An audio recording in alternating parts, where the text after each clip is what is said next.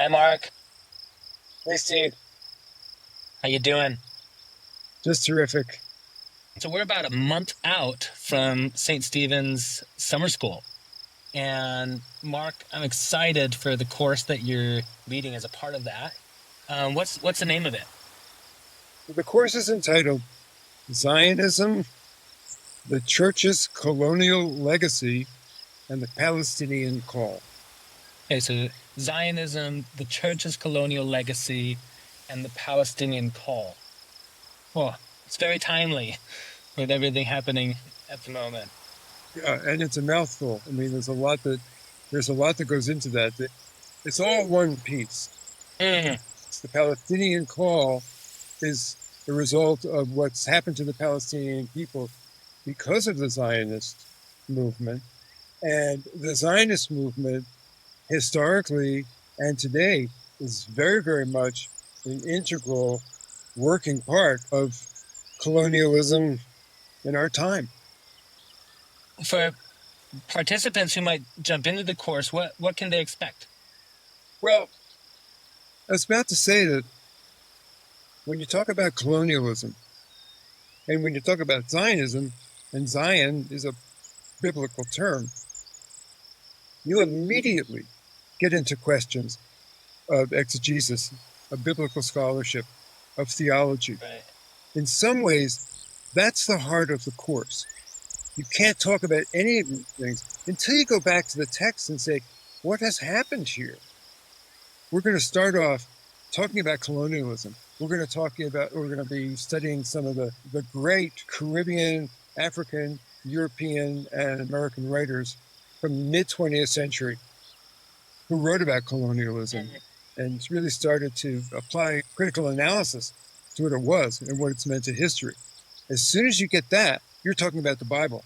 You're talking about Christianity. You're talking about Western civilization and the church, which very, very early on, basically, I'm sort of kind of giving away the plot here, turned its back on Jesus and the Gospels and went right to the Old Testament, which is many, many things and the basis of many wonderful things, but it's also an ethnic myth of origin, redacted by an 8th century Judean king who was consolidating power, who, just like the writers of the Aeneid, said, well, we're here and we're in power and we're going to take over the world and we're going to be the masters because guess what? The gods, or God, gave this to us in the beginning.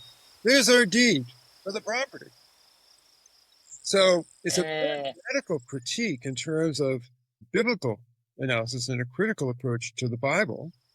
And to Christians in particular, the question is, how is it that the church lost the plot so early on when Jesus was very clear about, hey, destroy this temple and replace it with my body? I mean, what exactly did the church lose track of that? Throw in with Rome and then all subsequent powers and principalities and say, no, we're not going to do that. We're an 11th, 14th century Pope who's written the Doctrine and Discovery that says, go out for God and get all these countries and take all these peoples, genocide them basically, or enslave them for the glory of God. So it's a very radical approach. It's something that I think we all know, but it's not often taken on in an academic context. So the entry point is Palestine, but it's so much bigger than Palestine. What's interesting and important about Palestine is that, first of all, it's got everybody's attention, especially now, because we have a genocide unfolding in our time.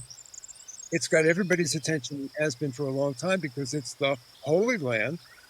It's the birthplace of the three faiths and of the sacred texts.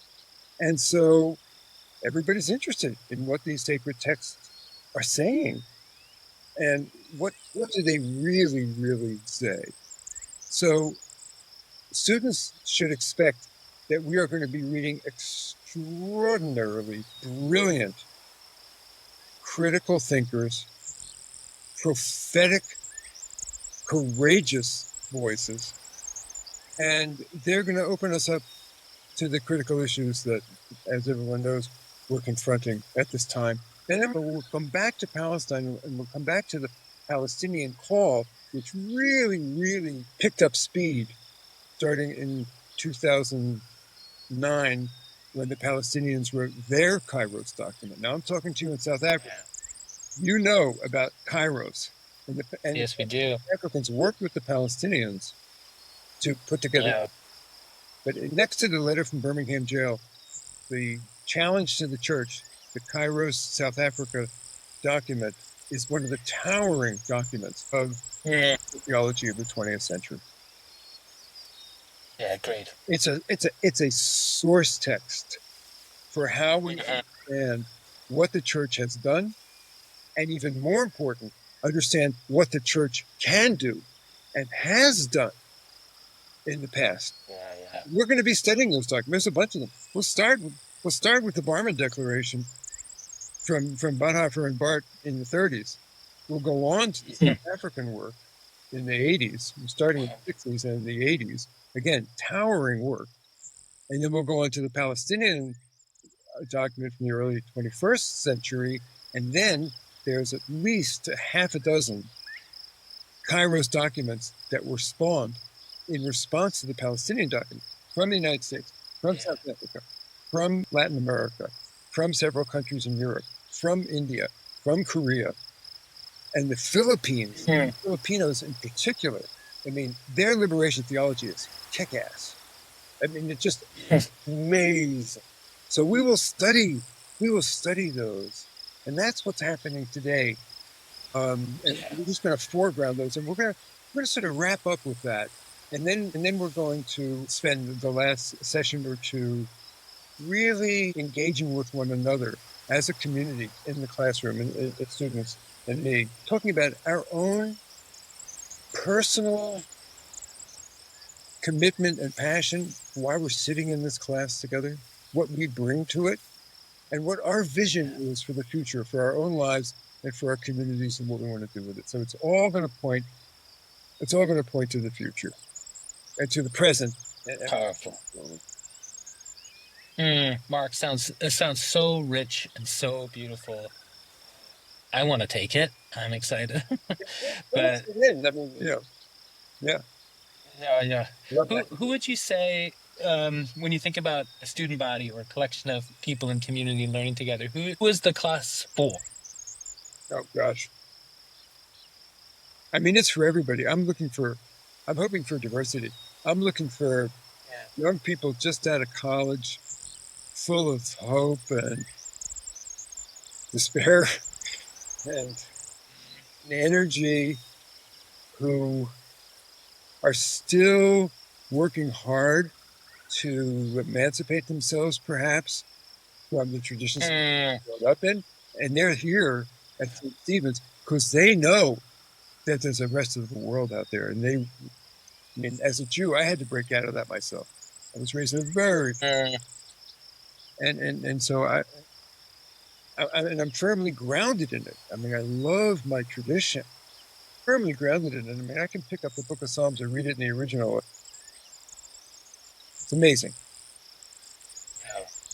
Those, I call them kids. I'm like 70, right? They're open and they're ready and they're hungry, right?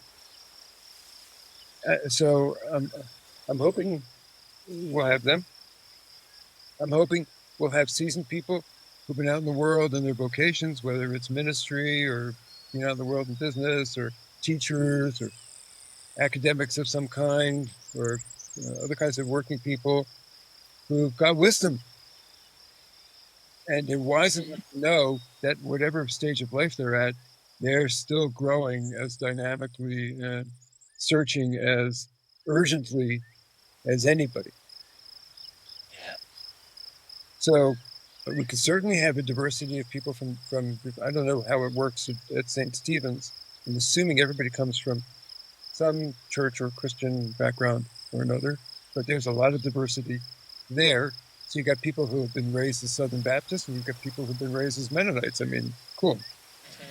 Let's go. It's for everybody, and I think diversity it's for searchers. It's for hungry. It's for me. Beautiful. So beautiful. Mark, just as we kind of close up, because I don't want you to teach your whole class right now, I hope people will jump in, and then I mean, it's so utterly timely and necessary, and obviously there's so many conversations swirling around. Um, Alongside grief and deep internal turmoil that I know a lot of people are feeling in the wake of witnessing a genocide unfold on their cell phones. And I mean, you've been committed to the Palestinian struggle for a very long time, as well as to an academic rigor and the cultivation of communities that can hold space for all of that. So, I wonder, just to end us off, what would you say to, you mentioned all these young folks these days who are wrestling with what's going on in the world, and obviously we can point them to your course as a beautiful opportunity to be together and to learn and to talk and to breathe together. But what would you say to all these young folks today, as somebody who is our elder, who is our uncle, who we look to? What would you say to us who are in the fight and trying to keep our heads above water? Besides apologizing, you mean? Hey, hey, listen, Mm, we're leaving you quite a world here, folks. You know, mm, what would I say? I would say, you know what? We need to talk about hope. We need to find where hope lives. And hope lives in community. So this is mm, an invitation to community. I think St. Stephen's is an invitation to community. So this will be our own network community within St. Stephen's. You have to find it within yourself, but we find it in one another. We find it with Ubuntu. So that's what I would say. I would say it's tough now. We are all grieving. We're all kind of freaked out. mm. I mean, I live in the United States, right? So I don't have to tell South Africans about that. I don't, and Canadians, you're watching us. I mean, you've got your own struggles as well, but it's tough. And we're all one, and we're one world, and it's a world on the brink in many ways. So this is the place to be. And this is not an academic endeavor. This is a search for hope and for, I wouldn't say answers. It's a search for the way. What Mm. is the way? What is the Yeah, way come for on. renewal and rebirth and even resurrection, if you will? It's Holy Week now, so we're in the midst of it. You can preach. And just to say also, we're going to mix it up. I want to maximize as much as possible, taking into consideration students' schedules and needs, maximize as much as possible the opportunity for us all to be together. I know that the way it works, the students can have full access to all the material. The lectures will be recorded, and you can get them anytime. But at least half the sessions are going to be on Zoom, real time, with a lecture and discussion following up from the previous week and talking about the lecture material. And so there's Awesome. lots of opportunity for discussion. And those will be recorded as well. So if you miss those, you can also see those. That's the bright side of the whole virtual reality thing. It's not going to be me lecturing, you reading, you sending me assignments, etc. We're going to be together. We're going to talk. We're going to be in active conversation. Beautiful. Well, thank you, Mark. Thanks for taking some time to chat with us. We are so excited to offer this course and to have people engage with you in the coming months. So thanks for being with us. Thanks, Steve.